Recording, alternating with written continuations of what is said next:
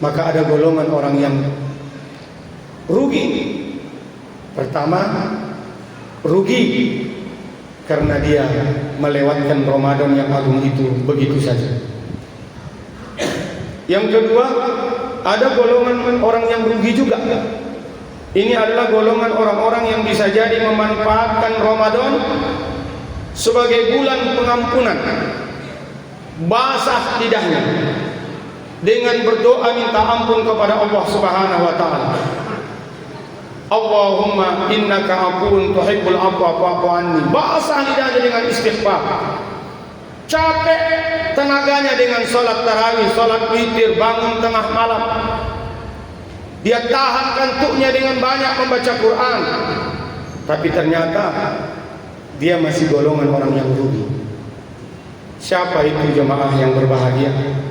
Golongan orang-orang yang rugi menurut sang khatib tapi beramal.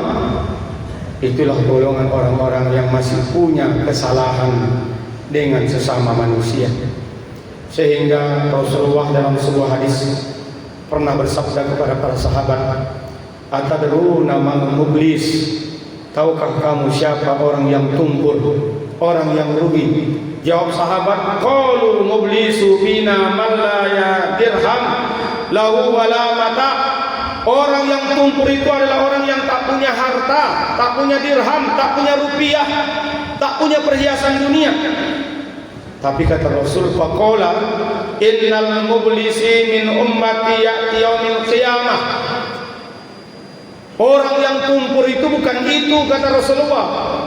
Orang yang rugi dan tumpur dan tekor itu adalah umatku yang pada hari kiamat nanti membawa pahala di salati. Dia membawa pahala salat, wasyami membawa pahala puasa, wa zakati membawa pahala zakat harta, zakat fitrah. Wa ya'ti qad satama haza wa qazafa haza wa akala mala haza wa safaka dama haza wa daraba haza fa yu'ta haza min hasanatihi wa haza min hasanatihi fa in faniyat hasanatahu qabla an yaqdama alaihi uhijja min qatayahum faturihat alaihi summa turiha finnar.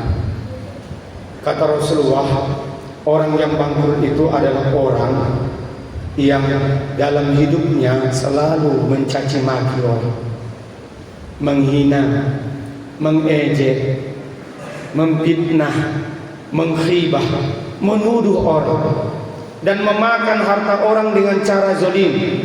Ada utang sengaja tak dibayar, itu utang. Atau mengambil barang orang tanpa izinnya, sementara kita belum minta maaf. Membunuh orang, menganiaya orang, sementara kita belum minta maaf dan orang belum memaafkan. Maka apa yang terjadi?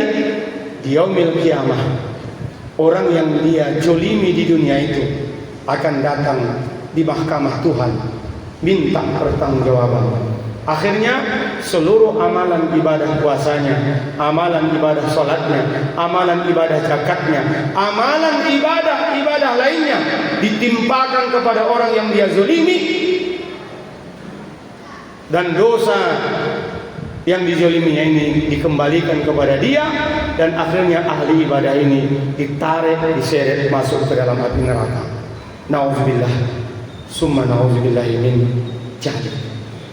Itulah kenapa jemaah yang berbahagia, ulama memberikan gambaran minta maaf adalah pekerjaan baik, tapi lebih mulia memaafkan orang yang minta maaf.